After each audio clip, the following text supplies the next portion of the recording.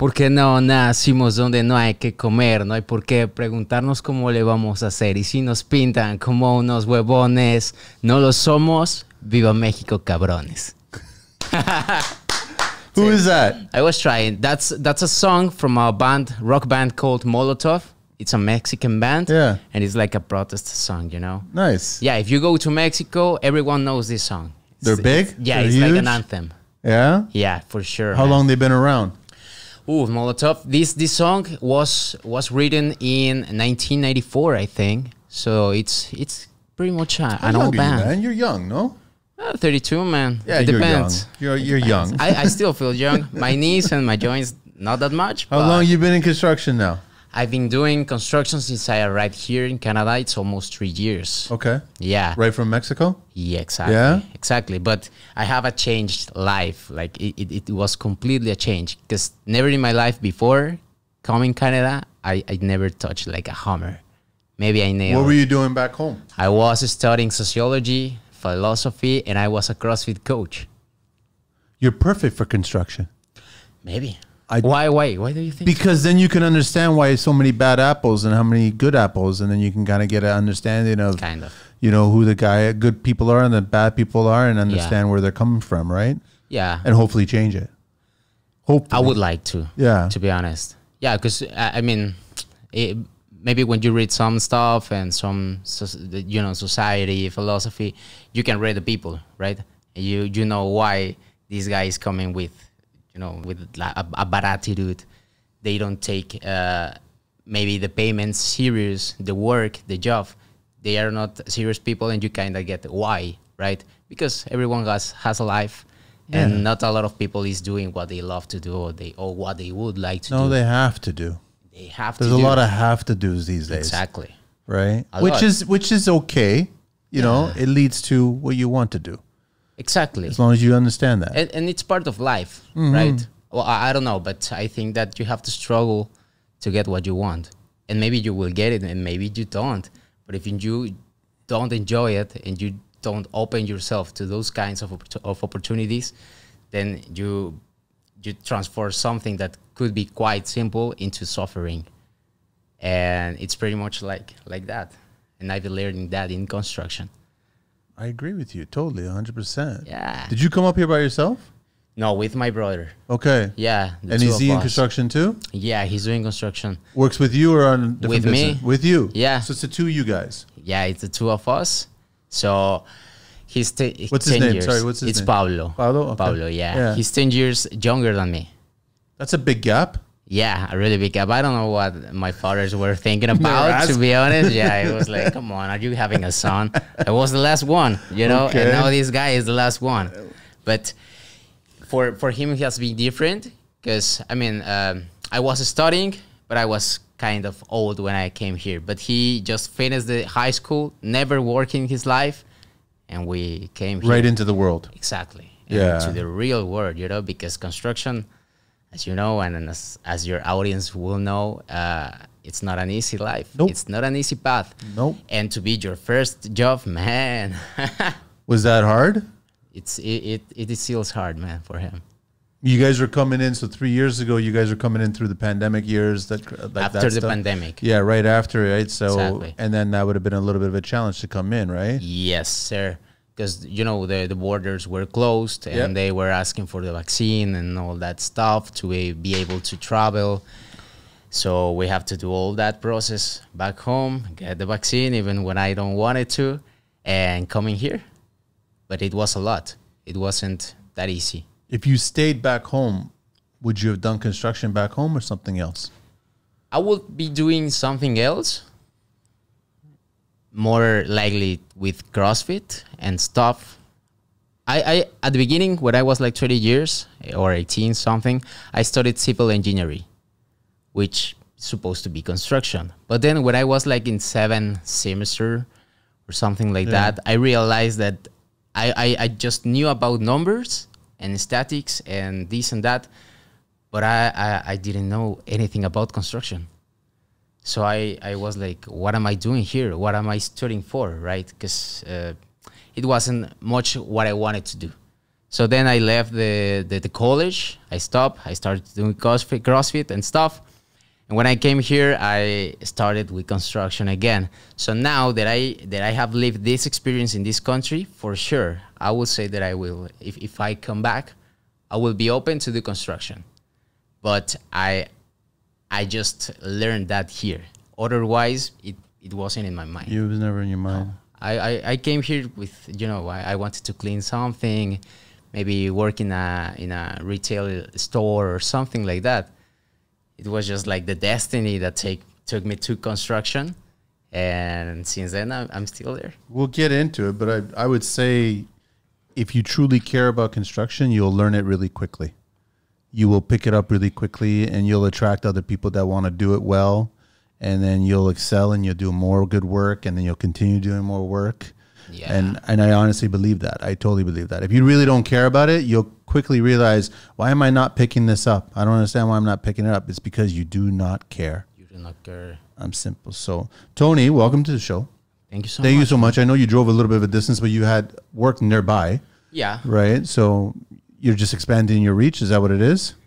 Kind of. Yeah. I just put both things on the same day. Yeah, say, worked out. Yeah. I appreciate it. So Tony Alderete's here. Wait, did I already shared all this information?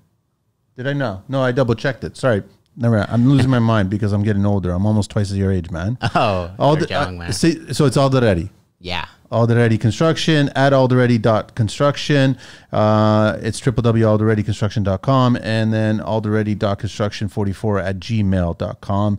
And his number to reach him is 705-539-1725. I want to give a quick shout out to the boys and girls at Techno Metal Post. I'm wearing their tee today. Thank you very much for the tee.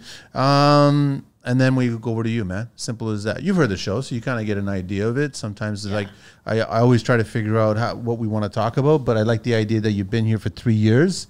What was the first job that you ever did? I started doing cleaning services in Montreal because I arrived to Montreal before I came to Toronto. Okay. We were Why cleaning. Montreal? Why was it chosen? Because a friend of us, she was living there. Okay. And she told us, like, okay, you can come in, stay a few days in my house, you know, find something, start to move on, make some money, and then you will be on your own. Then get out. Exactly. Just like that. Just like that. And it was faster than I thought. Man, no, it's very hard. Did you teach Spanish?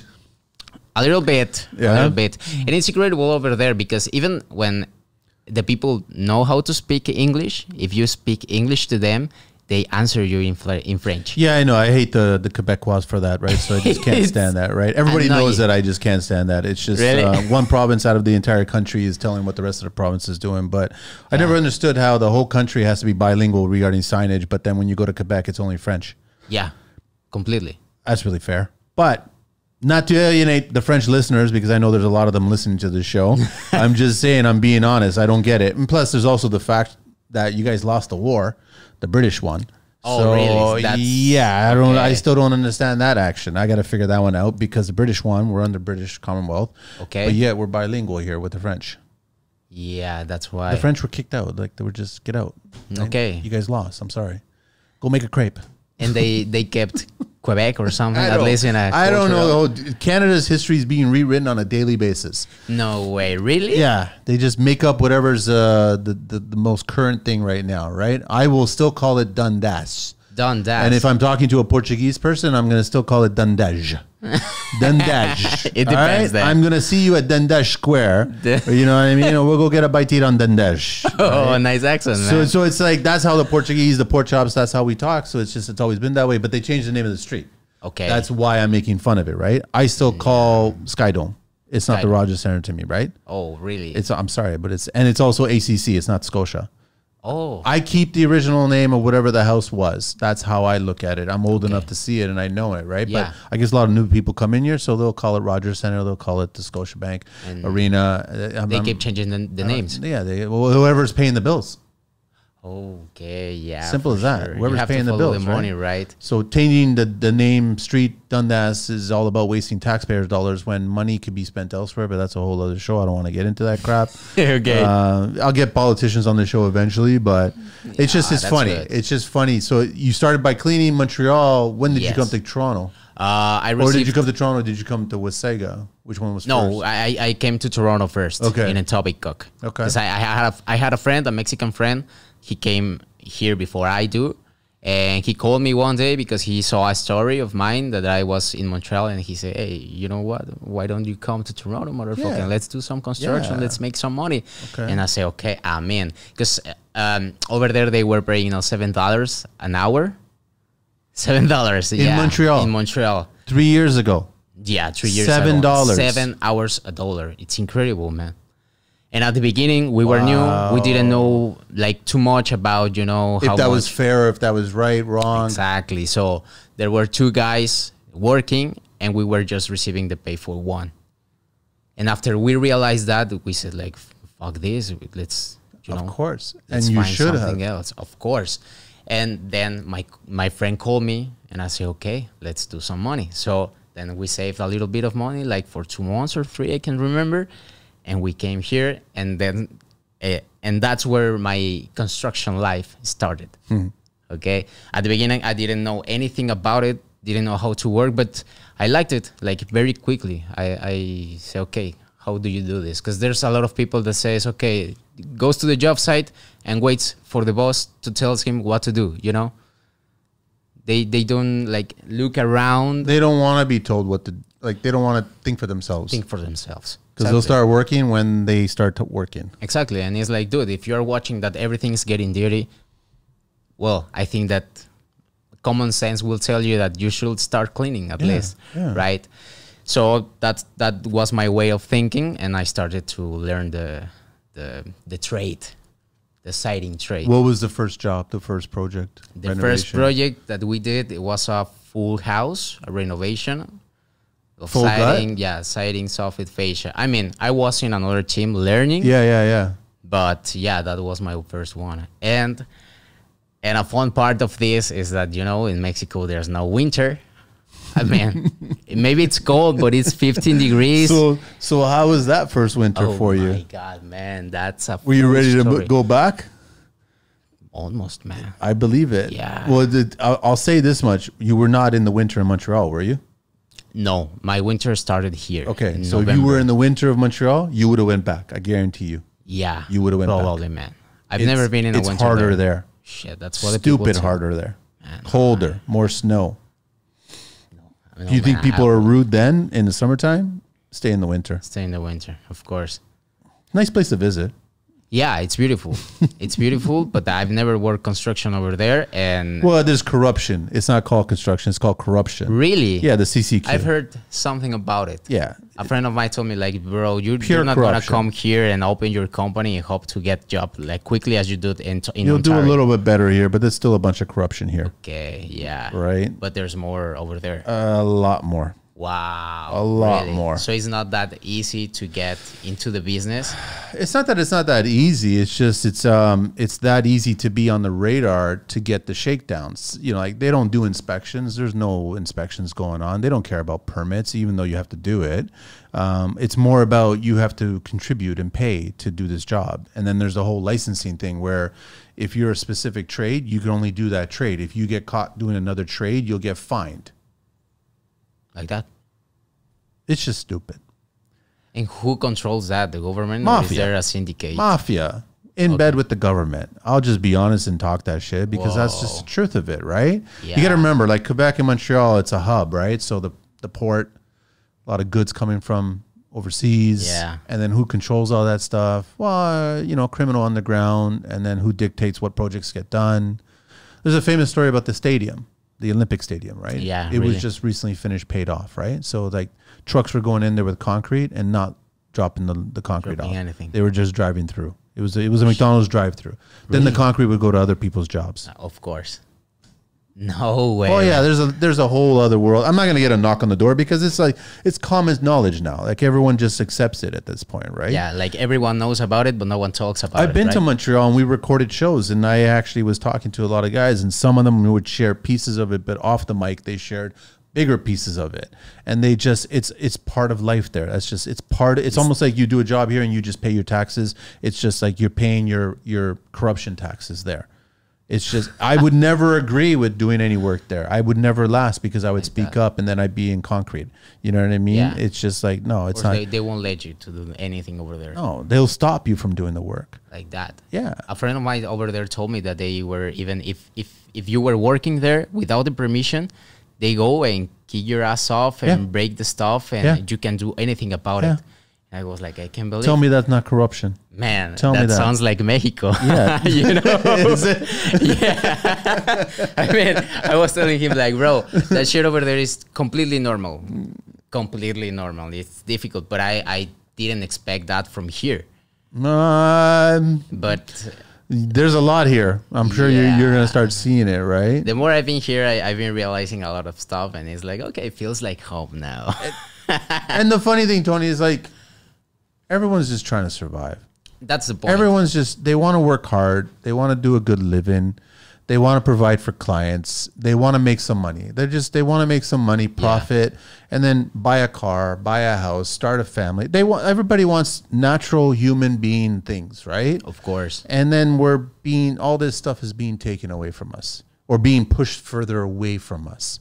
And then when we try to speak up or against, then we're told not to do that.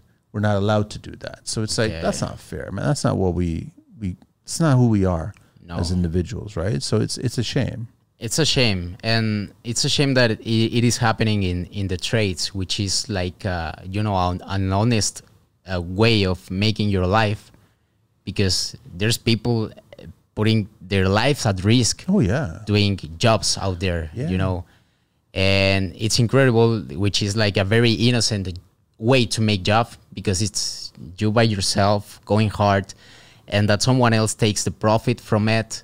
It's really sad. And I've been realizing that a lot since I arrived here, because, as an immigrant, you have to deal with people that doesn't pay you. Yep. That says, oh, you know what? Next week. They haven't paid me. Take advantage of you. What can I do? I know. Blah, blah, blah. And at the beginning, you believe them. It's like, okay, well, maybe next week. And then next week, 2, 3, 1 month, 2 months, and your money never came in.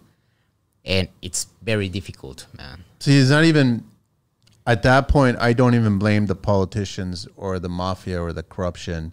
I blame small business owners just taking advantage of immigrants, which I really frown upon. It pisses me off.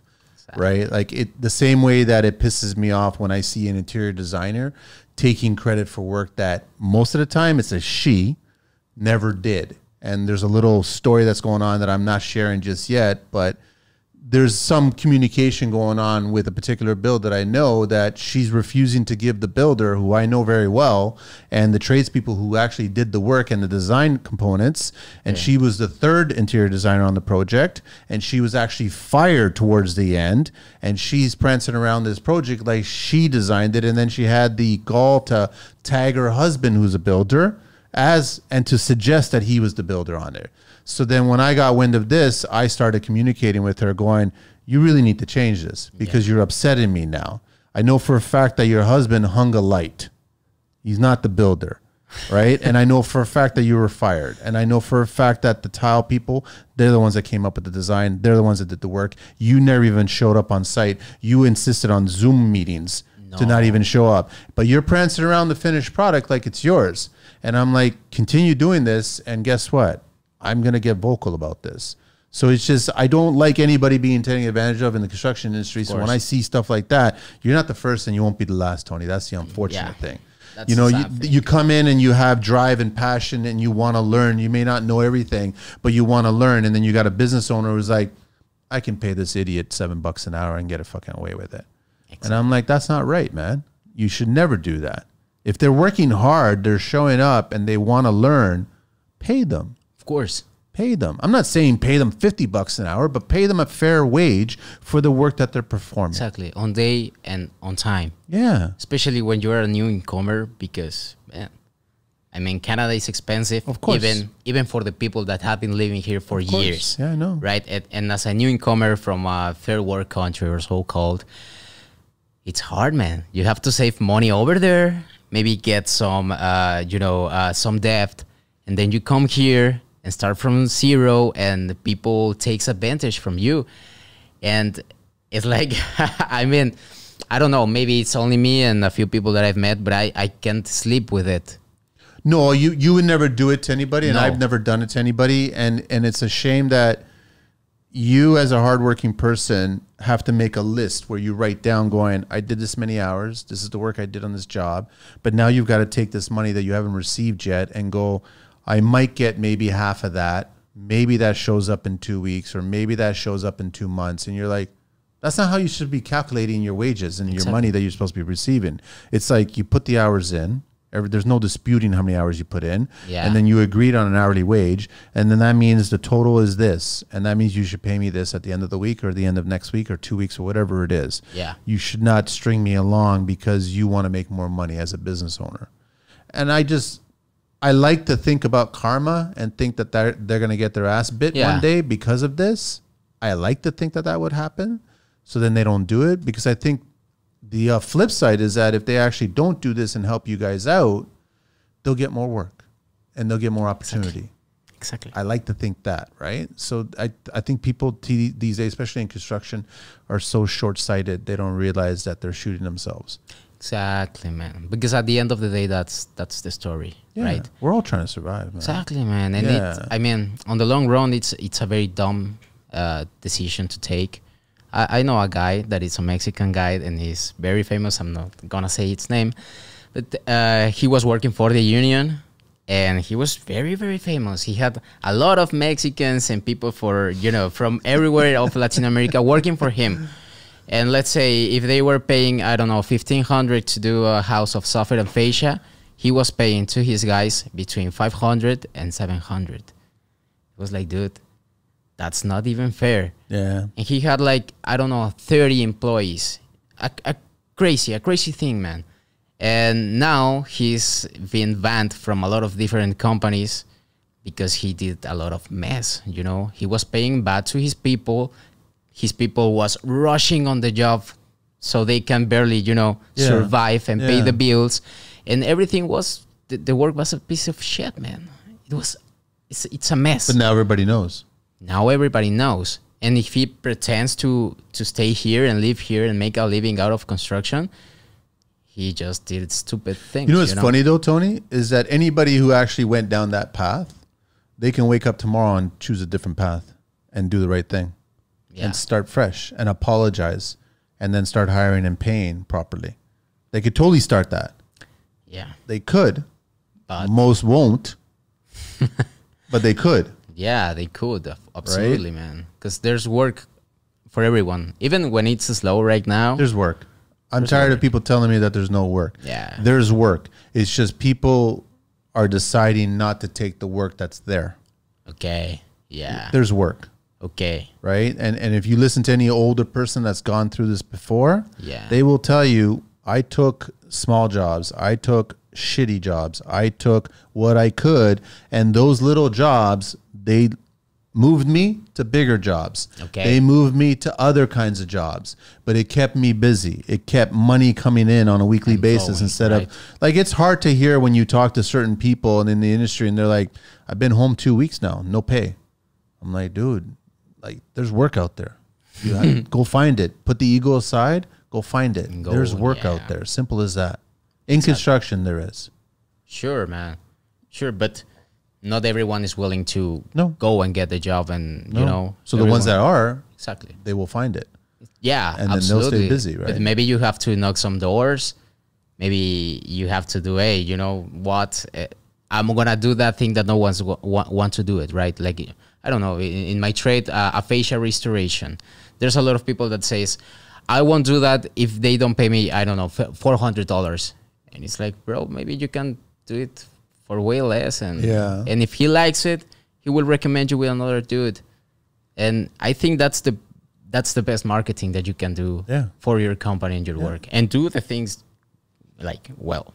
Because if you do shit, no one's gonna give you always do it to the level that you said you would do it, right? Exactly. Even though they're screwing you over, whatever, still do it to the level that you said you would do it, because you don't know where it's gonna lead you, right? As long as you're making money, I don't want you losing money. I don't want you to buy all the material and then do the job and then you made no money. You could have stayed home and then been in a better situation. Don't do that, right? But don't get that client or that contractor to work for it that's going to put you in that position. Stand up for yourself and say, listen, that doesn't add up. Like, that's not right. Like, you want me to do it at a price where I'm not going to literally make money. I can just not even continue this conversation with you, go home, and I'm in a better spot. Yeah. So why am I going to agree to this? You're just taking advantage of me at this point. And unfortunately, they might find somebody that will agree to it, hoping that's going to happen. Yeah. But then what happens if you do the job and you already agreed to a small number, and all of a sudden he decides not to even pay you at that point? You're screwed. Yeah. You're done. You could have spent that time looking for another job. And doing it. Yeah. And making money.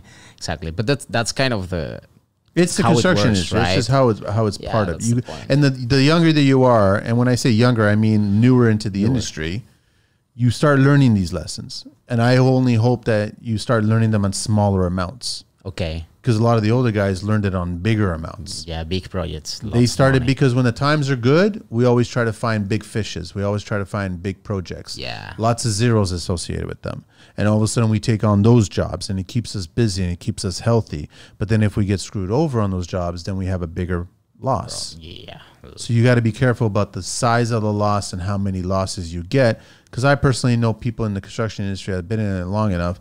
You know, they're up to like high 6 figures, some small 7 figures losses over the years that they've been doing construction. These are big numbers, man. These are retirement money numbers. Yeah. Like you can't always be taking the high road instead of, you know, and you should also stand your ground. Okay. You know what I mean? So it's like you should have the strength to say no. If you have a bad feeling that this person might take advantage of you, they're like, you know what? I'm sorry. It was good to meet you. I appreciate it, but I'm not good for this. I'm gonna go. I really appreciate your time though. Yeah. And then leave, and I guarantee you something else will come along. Yeah. So that will be your best advice. Totally. Because I'm really new into this. Yeah. And you know. But you guys always want to say yes. Yeah, that's the point. I said yes all the time. Yeah. You always like yes, yes, yes, and then you start coming up with the ideas, and all of a sudden you start realizing, hang on a sec, I'm doing more work than I'm agreeing to do because I want to please them. But then it gets you in a bad financial spot. Sure. So all of a sudden, if they start to turn on you, then you start losing money at that point. Exactly. So what I learned too late, because I started learning it from other people, is learn to say no. Understand that no is the good decision. Like, it's not always about saying yes to stay busy all the time. Don't grow too fast. Don't start buying brand new trucks and brand new everything just because you want to seem like you're bigger and you're such a big company and you're such a successful company. Don't appear that way. Grow that way over time, right? But then don't be afraid to say no, because right now you're probably seeing it. Lots of clients are asking for stupid prices. They're like, that's like, how are you going to get that price? I don't understand how. Well, we've got 2 other people are quoting it and that's the price that they're doing. I'm like, you know what? Good luck with the job. Wish you all the best. Hope they do an amazing job. And you know deep down, it ain't going to turn out well. Of course. They lied to get that number. They lied to do the job. And now they're going to somehow try to compensate the loss during the job. During the job. But now it's a game back and forth. Yeah. And I'm like, I'm not interested in these games, man. It's a push and pull, right? Yeah. I'm not interested in this shit. I could be spending my effort elsewhere. I could be learning other things. I could be talking to other people. Looking for another opportunities. Yeah. I get a kick out of now these days. Just like this morning, I was talking to somebody, Mike, in Costa Rica, and he's like, he's got a huge project on the table. He's really hoping to get it. He's trying to position himself a certain way.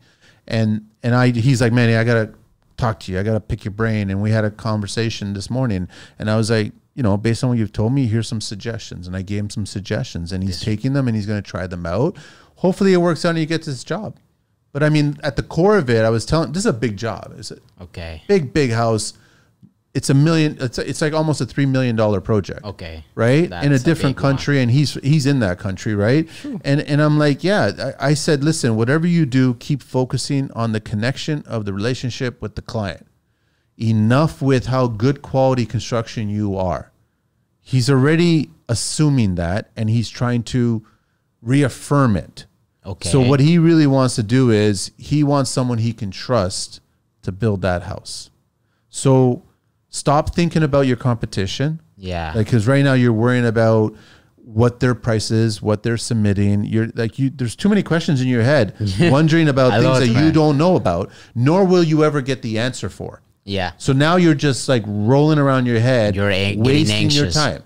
So don't even think about that. Okay. Focus on how can I make this relationship with this potential future client the best connection possible. Just keep on thinking about things of doing that. Once they trust you, they'll hire you. Okay. Yeah. Now you have to deliver on the construction, which you're good at. So then do it. Yes. But if you're nervous about getting the job, don't bring your price so low that you're going to lose on the job, because that's not worth it. Stick to your guns on why.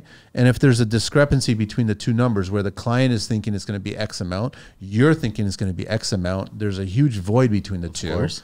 You either have to educate the client properly on why it's costing this much more, Okay. and you don't care the client to try to push you down to his price. You need to just prove why it's worth paying this more, Okay. or figure out how to lower the work that's associated. You never discount your work. You always remove the scope of work. Okay. That's how you lower the price. So you say, okay, we can adjust to your budget, but we're going to take this out. Correct. I'm not going to do this way, blah, blah, blah, right? Okay, that's way better, because actually, I mean, I know a lot of newcomers that we are starting with small companies and stuff, and a lot of them tell me, like, you know what? I'm going to give them the best price. That's my best offer. And I think about it, it's like, number one, if you do a bad estimate on that, you're going to lose money, man, just to start. And I think that if you're lucky, you lose money. You're lucky. Exactly, just that, The other thing I think about is that a great customer that you go to them and you say, I will give you the lowest price. That's not a good signal from you as a worker, because you're gonna do it bad, man. It's like buying cheaping things. We all know that buying something cheap, it's very risky, right? Yep. And the same with the trades. So I don't think that's your best card to play in that game. So I don't like to do that stuff, like saying, I'm pay me $1, I want to do it. No, it doesn't matter. It's like, no, man, it's not worth it. At the end of the day, you're not gonna market yourself, and you're not gonna make money. So what's the point? There's no point. You might as well stay at home. And there's a lot of people doing that. And at the end of the day, I think when a customer or something to me, this company is charging me this much, I say, like, man, no one's making money then. No one. Even the guys that took the job. But also, how much truth is in there with the client telling you, right? That's the thing. I mean, the clients could be telling you all kinds of stuff, whether it's true or not. They could be telling you, listen, this guy's price was $2,000 cheaper than your price. Yeah. Can you match his price? They're not even showing you a quote. You're taking them on their word, right? But the problem is that I'm not speaking to you and this other contract. I'm speaking to you and me, just the two of us. I've had this before where I got invited to bid on jobs. You walk in, and I was insulted because the designer and the homeowner felt that it was okay to book all the contractors at the exact same time to do one walkthrough of the scope of work. So I'm there, and we all know what other contractors look like, right? It's not that we know how they smell. We just know what they look like.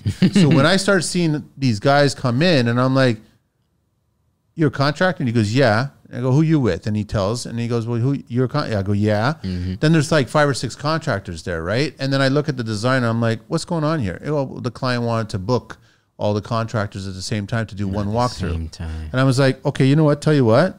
Thank you. Good to meet you. I'm going to leave. Take care. Bye-bye. And I left. And then another contractor left too. Of course. And I'm like, it's disrespectful.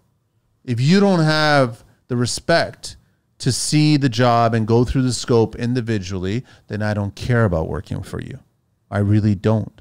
So I walked away and I didn't care about it. And it was a designer that I knew, right? And then she just sent me a follow-up email saying, oh, man, sorry about that. Didn't work out. Maybe on the next one. I was like, no, you're on like a shit list now on my list. It's like, I don't care about anything that's coming from you now. Of course. Because you had a hand in that. Either you suggested it or you went along with it. And as a designer, if the homeowner came up with this idea, you should have spoke up and said, that's not how it's done. Exactly. And I'm pretty sure I've never heard of any homeowner doing that with designers. Inviting 4 or 5 designers to do a single walkthrough. Yeah, it's crazy. And go, listen, guys and girls, or mostly girls, can you guys all, we're going to do one scope. We're going to pass around and I want to get all your design ideas and then submit a quote. And they would probably be taking huge offense to that. You know what I mean? And probably be recording the whole conversation and then do a whole social media post about it and the audacity and all this other crap. And I'm like, so then why are you offending contractors and then thinking that it's perfectly all fine? Like, no, it's not. No, of course. I'm gone. See you later. Have a good day. Ciao. I went to go get a bite to eat because there was some good food around the area. That's it. That's it. I'm done. Yeah, why wasting your time, right? Don't be afraid to say no, Tony. Like, I'm like, best thing you can do as a young tradesperson, contractor, say no. Feels good too sometimes. That's a good advice. But I'm telling you, lots of guys are nervous about doing it because they're concerned. I need money. I need to bring money in. I got rent. I got car payment. I got this. I got that. Don't chase the money. That's what I've always learned from Jim. Don't chase the money. Don't chase the money. Chase the relationship. Figure out how to build a relationship. If you don't get this job, that's fine. They got friends. They got a back deck to do. They got a second floor to do. They got stuff to do. They might sell this house and buy another house. Stay and leave a good impression. Be professional about it. Tell them, listen, we were not probably a good fit, but leave an impression. So then they go, you know what? Let me give Tony a call next year. And then they'll remember you. As simple as that. Don't leave a negative memory. Leave a positive. Yeah. But they'll remember you and then they'll reach out to you, right? Because maybe the one that they did choose didn't go well. Probably. Because maybe they went the cheapest price, right? Exactly. You go the cheapest price, it's a recipe for disaster. Of course. And now I can see why. And that's a good advice because no one tell me that. Everyone says like everyone's saying to take everything that you can. Yeah, it's better something than nothing, right? And to be honest, like at the beginning of this year, I took a job. It was close here as well, and I shouldn't do it because at the end of the day, I lost money, not that much, but I said, I didn't make a penny from this. I try to work on the relationship, and I know that it's a contractor that has a lot of work usually. But now that you are saying that, it's like I should say no to that one. But I'm still trying to figure out what's worse: a client taking advantage of a contractor, or a contractor taking advantage of subcontractors. and I think it's worse that a contractor takes advantage of a subcontractor because they know better. You know what's behind the work, right? Yes, they know better. Yeah. They should not be doing that. It's the same way that, unfortunately, when tools are stolen, they're stolen by other tradespeople. Yeah, exactly. And it's... But like 99% of the time, it's by another contractor, which really pisses me off. Of course. Because you know that... You don't know if that person's an immigrant, had a brand new baby, living in a basement apartment, and trying to make ends meet, and they're taking whatever work they can. They're waking up fucking early, and they're doing 12, 14 hours. You don't know any of that shit. You just assume maybe they're doing extremely well and they're driving around in a $150,000 pickup truck. That's not the truth. The truth is probably the basement scenario. And then you stole their tools now. And now they can't do the work for that day. And now they have to try to figure out, how do I replace all my tools without spending top dollar to get tools that are going to make me money? And that's why I have a problem with contractors stealing from other contractors' Completely tools. agree with that. I have a major problem with it. Completely agree with that. You know what I mean? It just, it bothers. And whenever I see guys in vans and drive by and they're like, hey, you want to buy some used tools? I just take the license plate, man, and give it off to the police. I'm like, listen, dude, you have no idea who you're like speaking to. You don't understand it, man. Like you just did something wrong here. So there's like, but Tony, you only learn this with more time you spend in the industry, right? Of course. Like, trust me, I made my fair share of mistakes, right? And now all I'm doing is trying to share it with other people, saying, watch out for this, watch out for that, right? And that's a great work because there's not much of that out there, Because people are worried about, I'm not in a competitive environment anymore. Okay. So I'm not worried about if I give up tips, tricks, ideas, I'm going to lose work as a result of it. Yeah. Right. I was never even that way when I was in construction. I was always blinders go in. I'm trying to do the best job possible. That's it. Right. I never had a conversation about who else is bidding. I didn't want to factor it in. I don't care.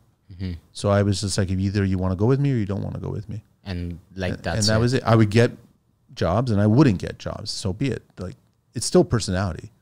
People have to get along with you, right? Especially the bigger the job, the more work, the more scope, the more... They have to trust more in you, right? You do, right? Yeah, because at the end of the day, the people is making business with people. Yeah. Not just with materials. And yeah, but it seems that there's like a gap, at least as a construction worker. I felt at the beginning that there was a gap between me and my boss, for example. And the boss from the contractor and the contractor from the client. Yeah. That there's no this emotional connection. I mean, when they ask you like, how are you at the beginning of the day, you know that they don't give a shit. How are you? No, they don't. And it's important because you're dealing with a lot of stuff. I mean, I know a guy that almost cut his arm with a saw because he was depressed. And when you're depressed, when you're bad emotionally, you are not in the place. And construction is a job that you have to be always present. Like, you have to learn to take a distance from something that you are having in your life, you know. He was going to actually hurt himself? No, he was just thinking about his problems and he distracted and he wasn't paying himself. attention. He wasn't paying attention and he put, the saw down and he almost cut his arm. Fuck. And it's because of that. And sometimes you can save those moments asking the people like, how are you? I mean, I don't see that, like, that you're good today. What's going on, man? Let's talk 5 minutes. Let's have a coffee. Let's have a cigarette. And they can tell you, oh, my wife, my son, my this, my that. And maybe that's the only thing that the worker needs. After those 5-10 minutes that you were talking with him, he's now some kind of, relax. He just he's loose now. Yeah. He's ready to go. Yeah. But a lot of people out there, they don't give a shit if you're feeling bad. And I mean, we are animals. We can read our faces. Yep. You can totally see it. Exactly. You don't have to say, man, I'm screwed. No, you can read it on their face. And the fact that the people doesn't care about working with each other, because if we're working on ladders and you get distracted and I'm up there, man, something's going to happen. So you need to be good, and you have to have a relationship with your co-workers, with the boss, communication, maybe a little stop at the beginning of the day, 5-10 minutes, talking a little bit, laugh, hey, let's do this. How are you at the midday? And that's it, That's it. But I mean, a little bit of effort goes a long way. Yeah. We don't all have to be strangers on the job site.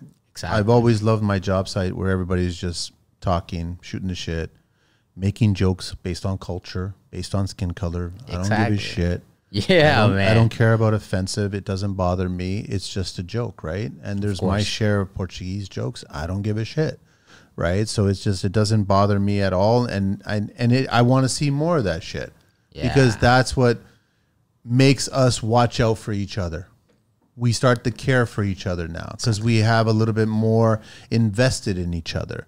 So it's important to us that they learn, they share. Yeah. They maybe call you up and go, listen, I got a job side. I can't do it by myself. Can you do it with me? Then all of a sudden, I'm telling you, more good leads to more work. More work. Exactly, man. More bad leads to less work. Yeah. I honestly believe that, man. Yeah. It's like that. When I was starting to learning, I was just holding pieces, holding the ladders and stuff. And the guy that I was working with, like my partner in the job, he was very jealous about what he already knew about the trade. And when he was like cutting a gutter, he was like this. Really? Yeah. I've had those guys before. Let me like watch. And I was like, dude, I want to learn how to do that. Just let me watch. I've had Don't explain me. I know. He was like this, covering all the time. And it's like, dude, if you teach me how to do this, we both can make it faster, better, and we both are going to make more money. But they don't care. Even when you ask someone like, hey man, how much do you charge per square feet or something, and they don't want to give you the prices, and it's like, man, that's stupid. I don't understand why. It's like everyone charge around, everyone knows, but if you don't share it, then how can we keep the the prices of around the area in a good way? Yeah. Because that's why a lot of people like sell too low the prices, and when you go there, you do the estimate or something, no one's making money, and really no one's making anything out of the job. If we keep that with that attitude, you can't be. They've forgotten that they were in your position not that long ago. Exactly. Right? Not that long Everybody ago. has a beginning. Trust me, man. I had a beginning. Everybody I know has a beginning, and no way we were perfect in the beginning. Yeah. And we needed to learn, and we needed to understand what to do next.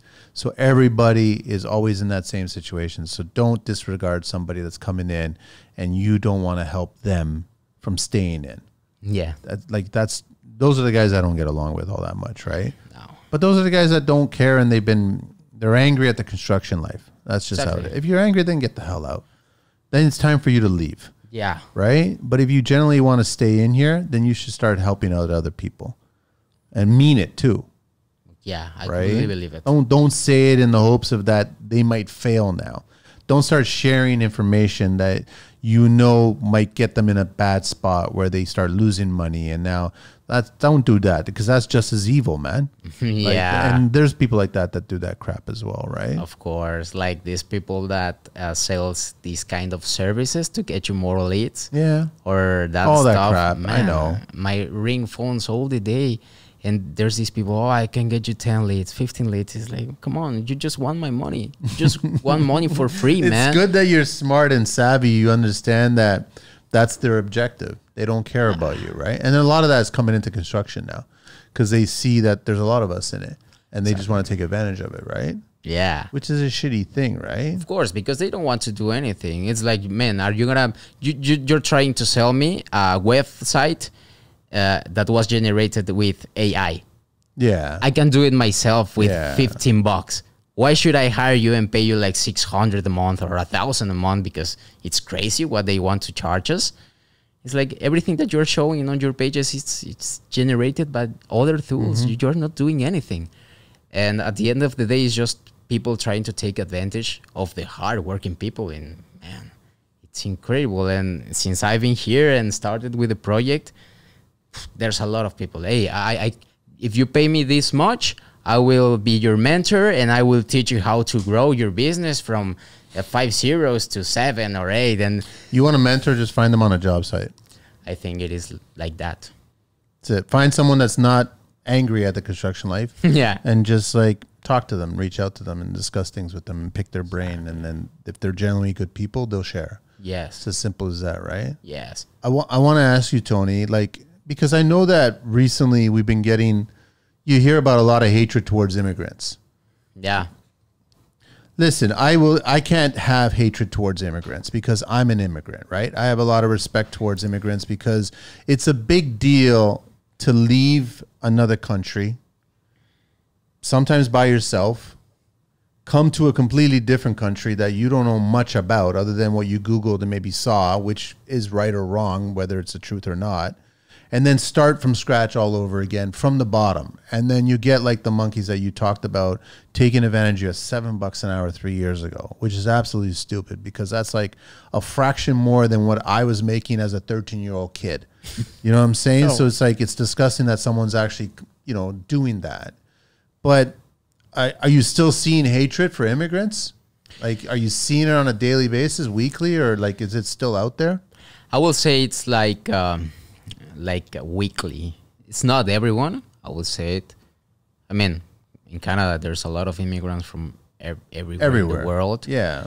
But yeah, and you know what's fun? I received that hatred not from Canadian people. It's from immigrants people as well. Really? Yeah. It's like, oh, I don't like Mexicans. I'm so fucking tired of Mexicans. And it's like, me too, man. I'm Mexican. But I know that not everyone is the same, Yeah. Maybe you had a bad experience with a crew of Mexicans guys. I don't know. but you have to. So you're seeing hatred from immigrant to immigrant. Yeah, like for example, the last week I think it's a Croatian guy.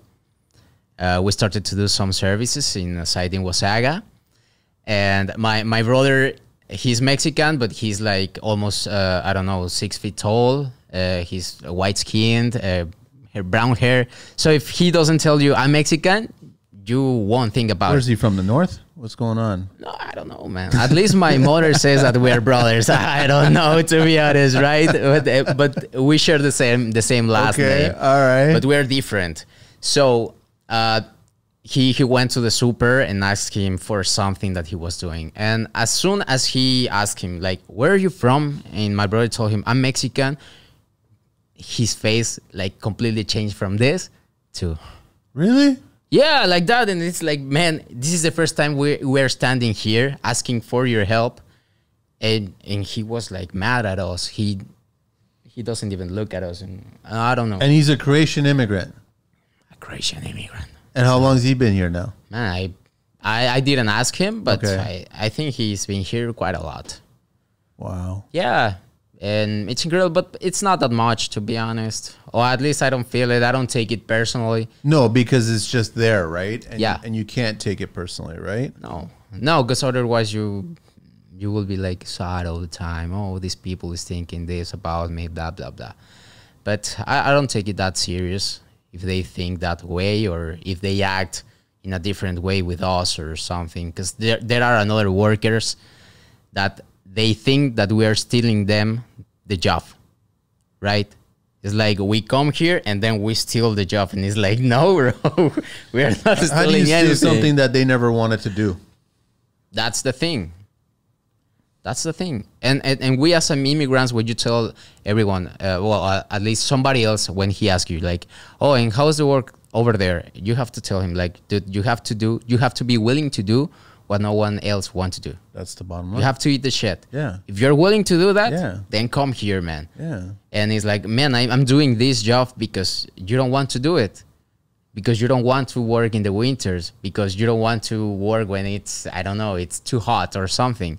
So I'm just here with it, but I'm not stealing your job. It's maybe because I'm more willing to do the work. To do the work, right? You don't want to do the work. Exactly. So it's not theft, man. It's not that. And maybe you work a little bit faster, and obviously the big contractors start to giving you more job because you're making them money. And they think that, these Mexicans are stealing the job. We don't have that much job. And it's like, man, that's how it works in the entire world, man. Yeah. If someone else is like keeping pushing more than you or something, he's gonna take the job or take the price, like whatever you can call it, man. But I don't think it's because we just came here for that. We're just looking what everyone else is looking. It's just a better life. That's just right? coming from stupid people who don't really care about actually finding out a little bit more about individuals. Exactly. Simple as that, man. Yeah. You can't just automatically group a bunch of people from one country as all of them being this way. That's not how things work, man. No. Right? Because they can say a bunch of shit about Canadians. You know what I mean? So it's like, no, that's not. There's a wide variety of Canadians out here. So, and same thing with America, every country, right? It's just like that. But yeah. It's just, I think there's a lot of tensions going on now, politically speaking, and just like the whole immigrant thing, and there's a lot of shit going on, and then there's the whole bullshit going on with the Olympics. What I've heard the most lately is that, because of the crisis and the prices of everything, the housing market is skyrocketing.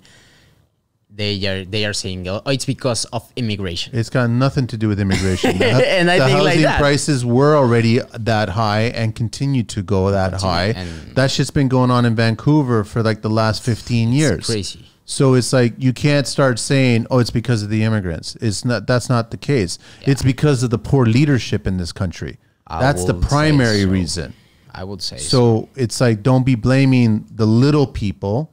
Start blaming the big people that have no fucking common sense, right? Exactly. The ones that don't know how to run a country. Yeah. That's the real problem here. If you eliminate that, I guarantee you, and you focus on taking care of Canadians, then things will get a lot better.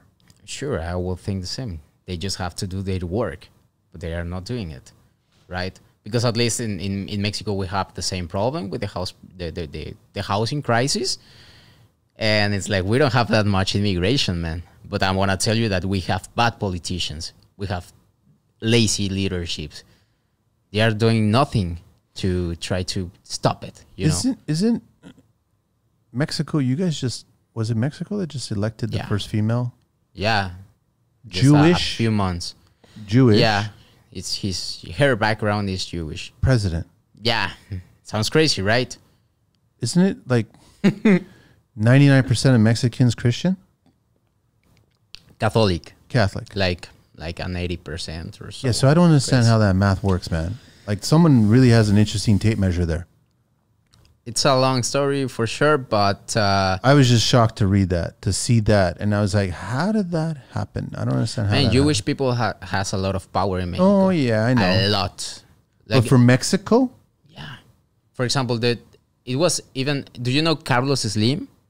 Have you heard about him? No. He's the most powerful person in Mexico. You mean the billionaire? Yeah, a billionaire. I know who you're talking about. Man, lots of money. Yes. And he was even for a couple of years, I think so, the richest man on the planet. Telecommunications. And he's Mexican and he's Jewish.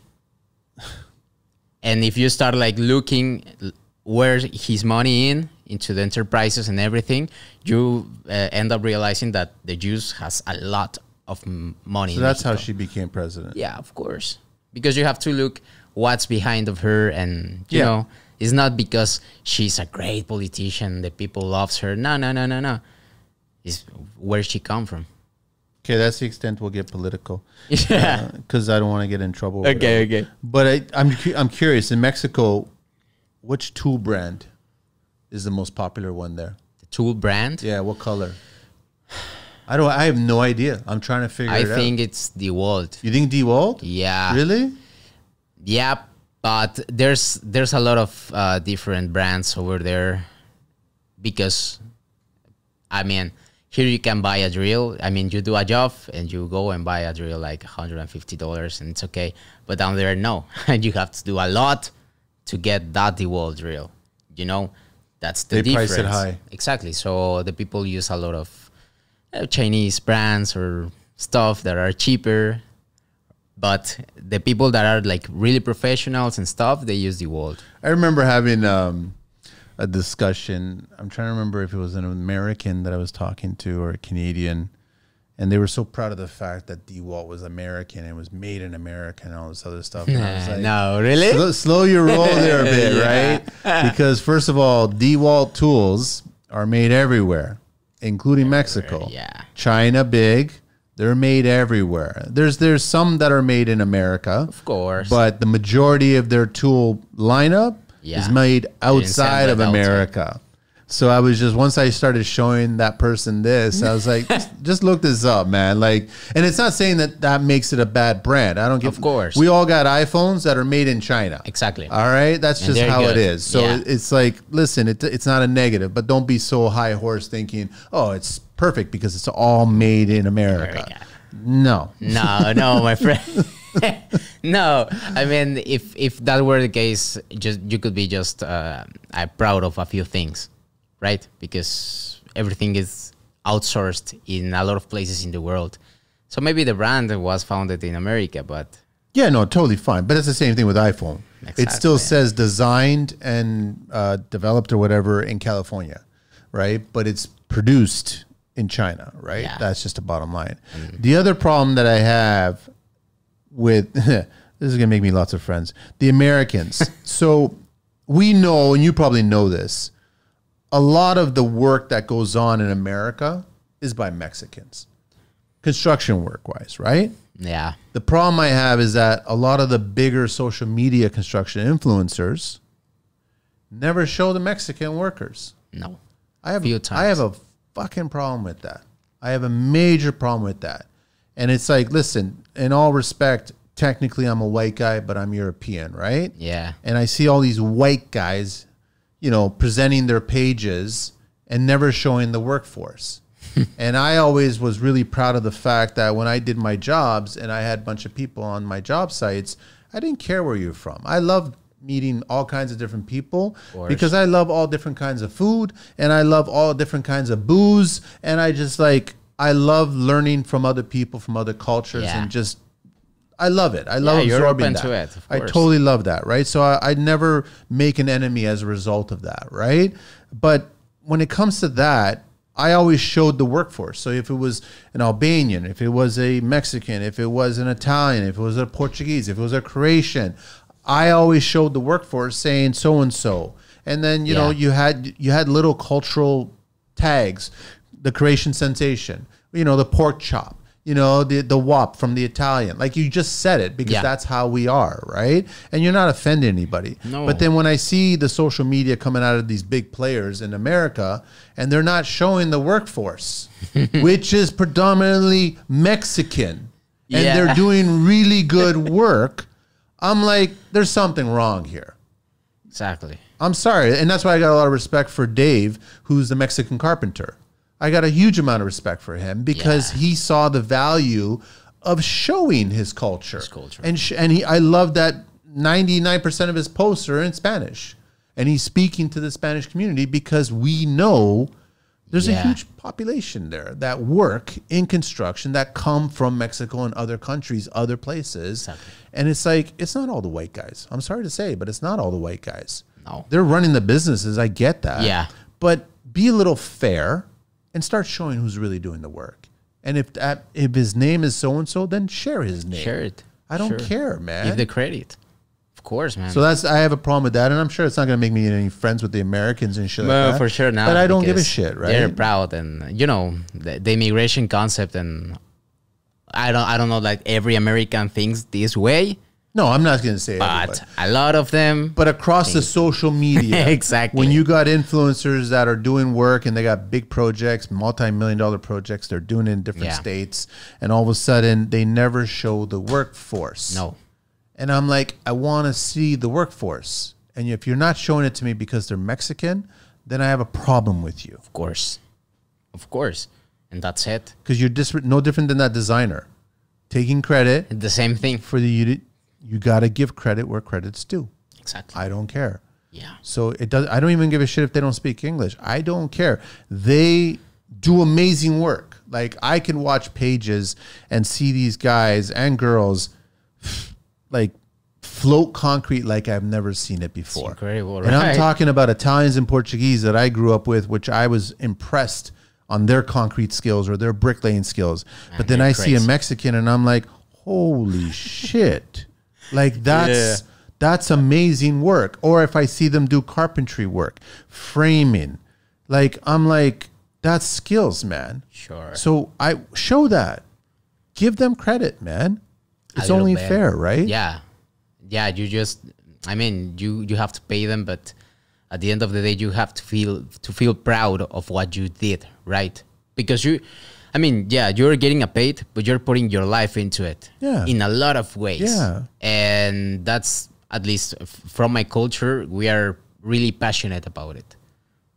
They are passionate. I mean, it's incredible. I won't be doing construction if I wasn't inspired by other Mexicans, you know, because when I came here, the people ask me, oh, where are you coming from in the job site?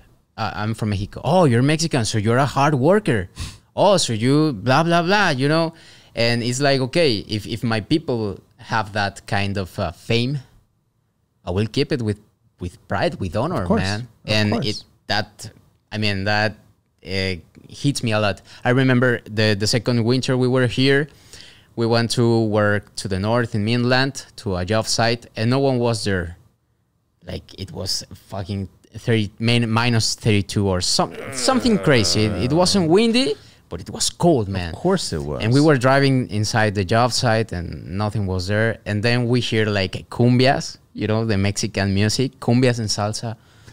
We're there and we said like, and all of a sudden all the snow disappeared. Yeah, who were here? And it was a crew of roofers like dancing in the roof, and they were all Latinos, and I was like, yeah, bro. I like to feel, you know, proud of that. It's like these guys don't give a shit. They are freezing cold and they still dancing on the roof working. They're having a good time. Exactly. And they're making money. And they're making money, and they're keeping a lot of people happy. They're doing a good job. They're doing it fast. They're doing it in time and form. So give it a little bit of the credit. You know, these influencers that you're talking about. I'm not going to name names here. They show their... Anybody who listens to this show, I think you guys can figure out who exactly I'm talking about. Yeah. And I don't give a shit, but it's just, do I get along with them? Fuck no. No. I don't get along with them for that reason there, man. I got a problem with it. Yeah. But you know what? That even happens with, well, I'm going to say it, but there's a company of siding that are owned by Argentinians, which we are Latinas. But all their crews is Mexican people, like 90%. Okay. You know, but there's this 10% that they are Argentinians and they are getting like the biggest house, the best, deals, contracts, and what's left, they give it to the Mexicans. I get it. And it's like, okay, I understand, but your company is stand by the Mexican workers that are here, and that you are paying less than the Argentinian workers, you know? But Tony, what do you think is going to happen eventually? You don't think the Mexican workers are eventually going to get their own opportunities? Yeah, for sure. Right. And I'm trying to do that, you know, because I've been working with a lot of people from that same company. Now they work for me or we work together, and I try to help them because I don't like to see, not because they are Mexican.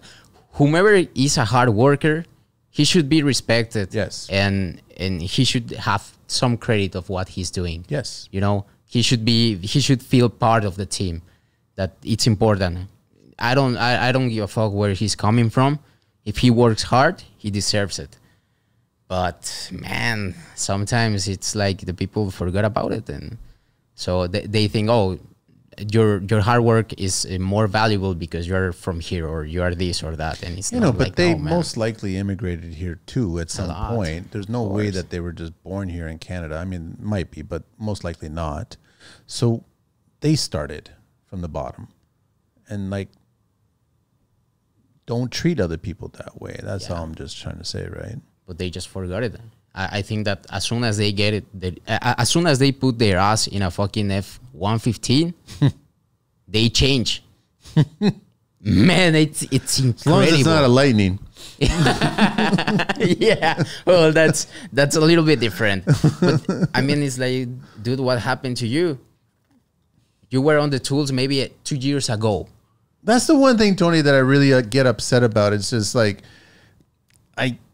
I have to speak up, and it's gotten me in trouble when clients try to push us down when we're on the job site, right? Or if designers try to speak down to you and push you down, I have to speak up, and I'll do it in a comedic way, but inside I'm like, I want to punch you.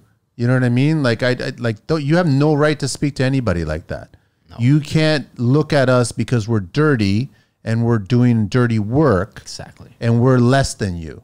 There's no reason at all for you to treat us that way. Exactly. Right? And just because you walk in here with high heels and your latest outfit of the day, well dressed. I don't give a shit, right? You have no right to speak to anybody that's building your house, providing and building shelter for your family. Exactly. If anything, you should be bowing down to us. You know what I mean? I'm not asking you to do that, but you should be. But the one thing you should not be doing is speaking down to us, any tradesperson. Yeah. So it's just, I speak up, and I don't have a fucking problem with it, right? And that's good, because here's a little bit different than in Mexico, because here's a little bit of, you appreciate the work culture. Yeah. So if someone works harder or hard, like he will get a lot of opportunities, the doors open and stuff. Yeah. But for example, in Mexico, if you don't want to study a career or something like that, the people ask you like, and what are you going to do? Are you going to be a construction worker? They bring that up? Like if it's something bad, you know? Listen, Tony, I've spoken to enough people. Yeah. It's not Mexico. It's not Canada. It's not US. It's the world. It's the world. The world looks at everybody that contributes to build every single city the exact same fucking way. It's dumb. And all we can do is just try to change people's opinions one person at a time. Unfortunately, they're all fucking white people that I got to change, right? That's the unfortunate thing. These white people are fucked up. I can't stand it. So we have to change one white person at a time. That's basically what it is, right? Yeah, we have to work on that, man. A lot, to be honest, because I can stand it. It's an important job, and we have to be more thankful for the blue-collar workers. Of course. And the people who is risking their asses out there. Of course. To make losing their work. lives, yeah. Unfortunately, at times. Yeah. Taking their lives more, unfortunately, at times. Exactly. Right? Because they're struggling too, right? And everybody's just trying to provide. It's as simple as that, right? Yeah. You and your brother, are you starting to look at the business side of the industry? Trying to figure out where you're going to go next now? Yeah, we're trying. I want to grow a little bit. Yeah. I don't like, to have 30 employees and be in my F-150 all the day. No, I don't like that. It's not a Lightning. Don't worry about it. Yeah. Maybe a Cybertruck. I don't know. Yeah, so I'm trying to get more into the business side, but as I told you at the beginning, it's difficult that someone shares their knowledge with you.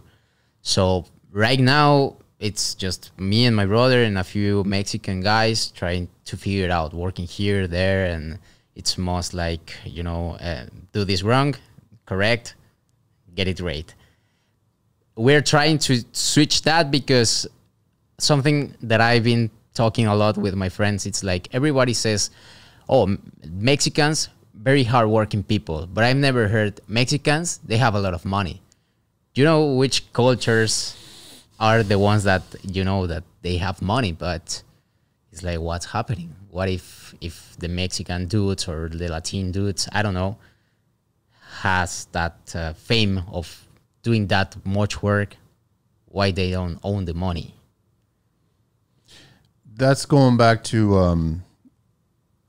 white people, right? Like that's just all the ways leads to white people. So like there's an interesting story about an Indian businessman who wanted to buy. He was looking to buy. I'm trying to remember. You correct me if I'm wrong. People are probably going to go, "You're fucking out to lunch." But if you look it up, I can't remember his name, obviously. But he was a very passionate businessman, and he wanted to buy a big American automaker. I think it was Ford, a division of the European side of things, right? And they dismissed him because he was Indian, East Indian, like India, right? And they're like, "The fuck you? Like, I don't understand. What do you do, right?" So then they just said, "No, we're not going to sell it. We don't want to sell it to you, whatever." So what did he do?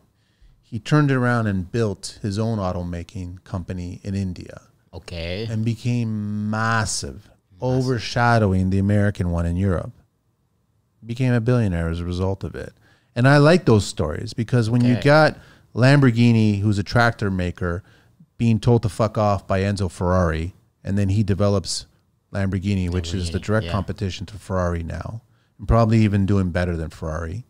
Maybe not financially, but I like those stories. So when you hear about how Shaq has 170 car wash locations, he makes more money now off of all these small businesses that he operates and owns, car washes and restaurants and like franchises and shit like that. Yeah. He makes more money now than he ever did in the NBA through all the endorsements and everything. Like that. He's just a smart businessman. He just paid attention to these little things that create big things later on. So for you to say that, Mexicans are not the business people, whatever, anybody has the opportunity. Look at Dave from the Mexican Carp. He's a strong, smart businessman, and he's a very solid, smart tradesperson. Yeah. He's a solid carpenter, right? In my opinion, he's a strong and very successful business person. Sure. So everybody has that opportunity. All it takes is just reaching out and getting the right question. Shaq talked a lot about how he would overhear conversations when he was at events, and he would actually start talking to Warren Buffett, and he would just ask him, what should I do? How should I do it? And all you got to do is get the opportunity to ask the question. They could either tell you to go fuck yourself, or they can go, you know what, this is how I did it. Okay. And then you can take that knowledge and figure out how you can do it at that point. Right. Yeah. And so now for you, like, I know it's harder for you immigrants to reach out and talk to people. I have no problem. You have my number. You have my DM. You have all my information now. You got a question. You drop me a line. Oh, thanks. I may not have the answer, but guess what? I will go contact other people that I know and I'll ask them the question and I'll see if I can get the answer. And I've done that since the day one of construction, the day one of this podcast. I just want to share the information. So it's like, I want you to succeed. Are you going to like tenfold and be much bigger? Then hopefully you will be bigger than that, right? Maybe one day you start hiring the creation guy. You know what I mean? That like looked at you fucking funny. And that could happen, right? There's a classic quote, be careful the toes that you step on today because it could be the ass that you kiss tomorrow. Yeah. Yeah. I try to act thinking in that way. I don't. So you never know who's going to be hugely successful tomorrow, man. So don't be an asshole to anybody. Yeah. Right. And that's why I'm trying to like share the wealth and try to understand. And this one, he wants to get more work. He's got more workers. He wants to do good work. He is doing good work. Give him the fucking opportunity. Simple as that. Exactly. Right. Like I had a great worker, Cuban friend, you know, Julio, super nice guy. I met him through Instagram, social media. He kept on DMing me, asking me questions, how to do jobs, always picking my brain. I always got to the point where, listen, Julio, text me. I can talk in an hour. We'll talk for an hour and I can let you know. And I would guide him doing a bunch of shit. It got to the point where he ended up being my employee and we got working together and we had a blast. We had a blast working together. I had him for a couple of years. He's in Montreal because his wife's family is from Montreal.